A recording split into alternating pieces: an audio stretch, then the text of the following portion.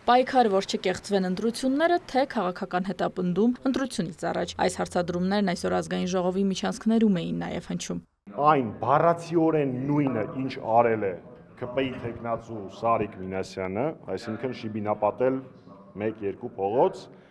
նույն բանի համար այս պահին ուզում են ձերբակալել Մարտուն Գրիգորյանի որդուն եւ հորը։ Եթե նման փաստ կա, երկուսն են համարվում անտրակաշարք եւ երկուսն էլ պետք է պատժվեն։ Մեր Սարիկը լինի, ով ուզում է, չկա տենց բան։ Չկա տենց բան, եթե դրա ապացույցները կա, ես պահանջում եմ դա ներկայացնել եւ պահանջում եմ, որ դրա հետքերով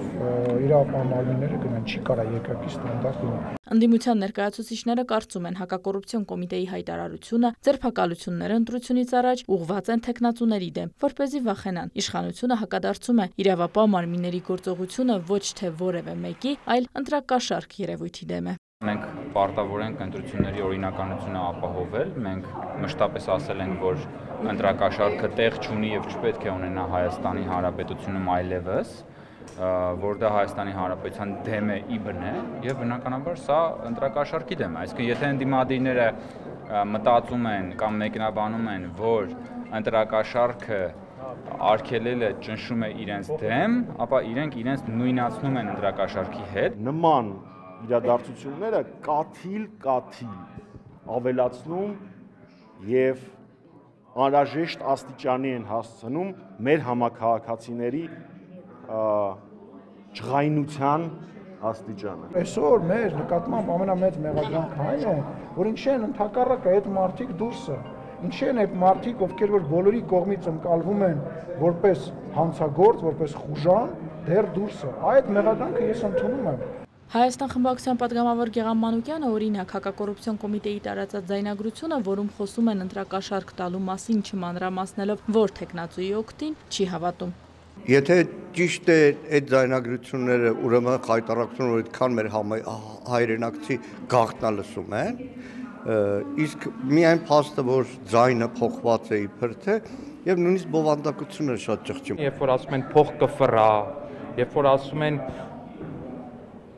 մեզ ինձ մարդիկ են պետք, որ կապ չունի իրաց համար, թե ում ընտրեն, փողը ով տա նրան է կընտրեն, այդ ամեն ինչը ակնհայտ փաստ է, ժողովուրդ ջան, ու ես խիստ զարմանում եմ, որ առհասարակ մարդիկ փորձում են այս զայնագրություններից հետո թփրտան։ Իսկ եթե զայնագրության բովանդակությունը պարզվի, որ ճիշտ է, Մանուկյանն արձագանքում է։ Ընտրակաշարք բաժանելը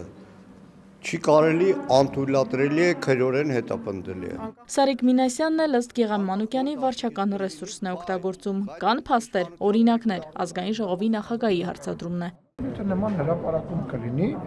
բնական է դրա պատասխանը կլինի։ Ես կոչ եմ անում ավելի ակտիվ լինեն հետաքննող լրագրողները, ՀԿ-ները, որոնք զբաղվում են ընտրությունների նկատմամբ հսկողություն իրականացնել։ Այն, որ իրավապահ մարմինների գործողությունները ընտրությունից օրեր առաջ են տեղի ունենում, արդյոք ճնշման միջոց է։ Այս հարցին եւս իշխանություն, ընդդիմություն հակառակ կողմից են նայում։ Չգիտեմ ինչի հենց այսօր, գուցե բանավեճով պայմանավորված, որի ժամանակ վստահաբար ԿՊ-ի տեխնացուն խայտարակ էր լինելու, չգիտեմ կոնկրետ դրդապատճառը, ուղղակի վախեցել են։ Երբ պետք է ընտրություն կեղծող այդ ընտրությունները կեղծի, մի տարի առաջ,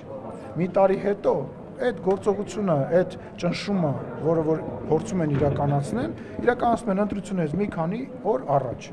Իրականացնում են, իրավապահները դրան արձագանքում են։ Այսինքն ինչ, եթե ընտրությունից 2 օր առաջ մարդիկ մարդկանց փող են բաժանում, մի կապ փայտ են բաժանում, պետք է աչք փակենք, գլուխները տալու ենք պատերին բոլորի, ովքեր փող են ուզում բաժանեն մարդկանց եւ գնել մարդկանց ուրեմն քվեն։ Ընդդիմությունը վստահ է իրավապահ մարմինների գործողությունը պայմանավորված է Գյումրիում քաղաքացիական պայմանագրի հնարավոր պարտությամբ։ Իշխանությունը հակադարձում է, եթե նման քայլերի չեն գնացել 2021-ի ընտրությանը, ապա հիմա առավել եւս չեն գնա։ Կույրին էլ հասկանալ է, որ սա քաղաքական հետապնդում է,